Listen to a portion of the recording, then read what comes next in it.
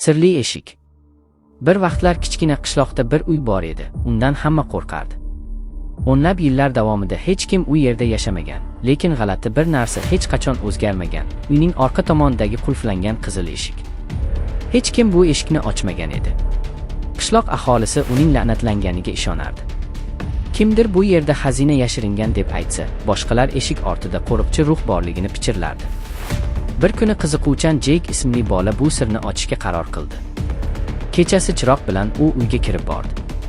Qorong'i xonalar ichidan o'tib, asta-sekin qizil eshikka yaqinlashdi. Uning yuragi shiddat bilan urardi.